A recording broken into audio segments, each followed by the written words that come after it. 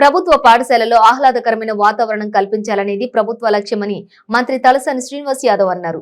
Masab tank లోని తన కార్యాలయంలో మన బస్తీ మనబడి కార్యక్రమంపై సమీక్ష నిర్వహించారు. ఈ సమావేశంలో mayor Gadwal Vijayalakshmi, deputy mayor Mothe Srilatha, విద్యాశాఖ డైరెక్టర్ దేవసేన, ఎమ్మెల్సీ సురభి వాణిదేవి, ఎమ్మెల్యేలు దానం నాగేందర్, కాలేరు వెంకటేష్, సాయన్న, కౌసర్ మోహనిద్దీన్, మౌజం ఖాన్, ఇతర అధికారులు పాల్గొన్నారు. మంత్రి మాట్లాడుతూ ప్రభుత్వ పాఠశాలలోని విద్యార్థులకు అన్ని వసతులు సౌకర్యాలు కల్పించడం కోసమే ముఖ్యమంత్రి ఆదేశాలతో మన బస్తీ మనబడి కార్యక్రమానికి శ్రీకారం చుట్టడం జరిగిందన్నారు. వాతావరణం బాగుంటే, అట్మాస్ఫియర్ బాగుంటే బ్రహ్మాండంగా చదువుకుంటాం. నువ్వు పోయేసరికి ఆ స్కూలే బాగలేదు, ఫర్నిచర్ లేదు, లైట్ లేదు, రకరకాల సమస్యలు ఉన్నాయనుకో చదువుకోలేరు పిల్లలు. అందుకే మిడ్ డే మీల్ కూడా మీరు ఆలోచన చేస్తే సన్న బియ్యంతో భోజనం పెట్టినటువంటి ప్రభుత్వాన్ని నేను చూడలే ఇప్పటివరకు. అంటే గవర్నమెంట్ ముఖ్యమంత్రి గారి ఆలోచన డబ్బు క్రైటీరియా కాదు.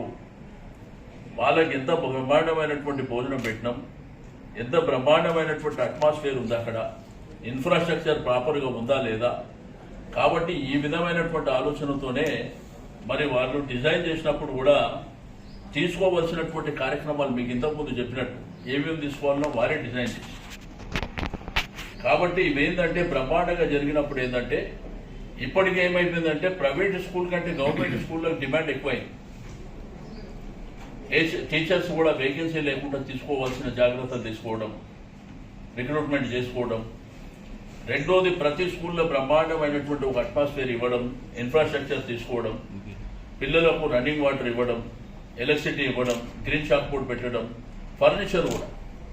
అంటే ఒక్క స్టూడెంటే కాదు, అక్కడ ఉన్న టీచర్స్ కూడా ఫర్నిచర్ చెప్పేయడం.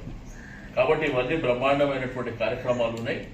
అందుకే నేను ఎమ్మెల్యేస్, ఎమ్మెల్సీలు, మా మేయర్ గారు, డిప్యూటీ మేయర్ గారు అందరు అధికారులను కూడా పిలిచినాం.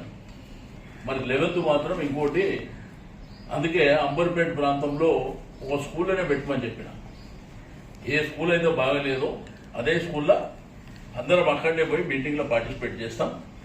కాబట్టి నేను మీడియా మిత్రులకు కూడా అభినందనలు తెలియజేస్తూ సెలవు తీసుకుంటాను. Thank you. ఈ హాలిడే పీరియడ్ని మనం ఉపయోగించుకుంటే మనకెందుకంటే జూలై 12కి ఇప్పుడు ఓపెన్ ఉంటాయి, అంతలోపు కంప్లీట్ చేసుకుంటే బాగుంటుంది. అట్లా ప్లాన్ చేస్తాం. మీరు ప్లీజ్